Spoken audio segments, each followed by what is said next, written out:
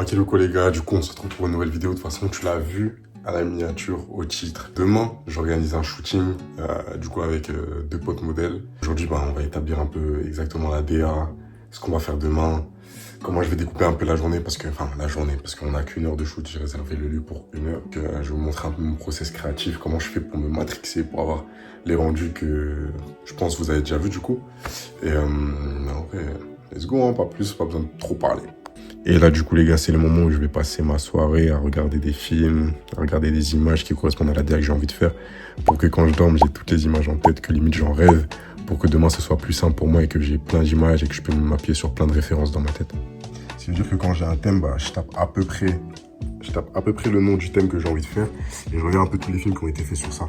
Là, c'est surtout pour avoir des couleurs qui ressemblent, des thématiques, des poses, des trucs. Ça veut dire que je regarde un petit peu ce qui s'est fait.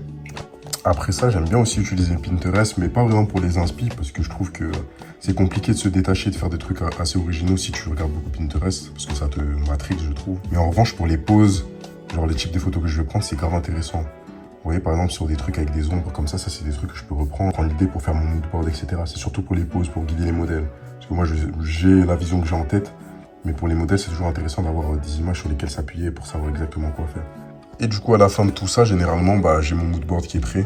Donc, avec l'esprit un petit peu que je vais donner au shoot, les poses pour les mannequins, et ça, j'envoie directement sur le groupe là où il y a les modèles, etc. Comme ça, c'est plus simple pour eux de se projeter, genre. Bon, du coup, les gars, on est totalement arrivés sur les lieux du shooting. Il y aura encore mieux que ce que j'avais espéré et que sur les photos. Là, la modèle père, elle est partie changer. Moi, je vais faire mes tests. Un petit peu au niveau lumière, tout ça. Mais là, on est bien. Là, on va taper la golden hour. Le lieu il rend bien, il y a plein de détails, plein de décors et tout.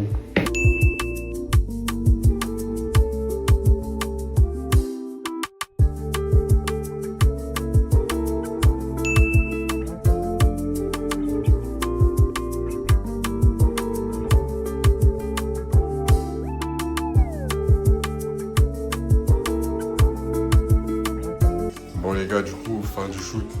J'ai pas pu tout vous montrer, on était concentrés. T'as pensé quoi du shoot? C'était incroyable.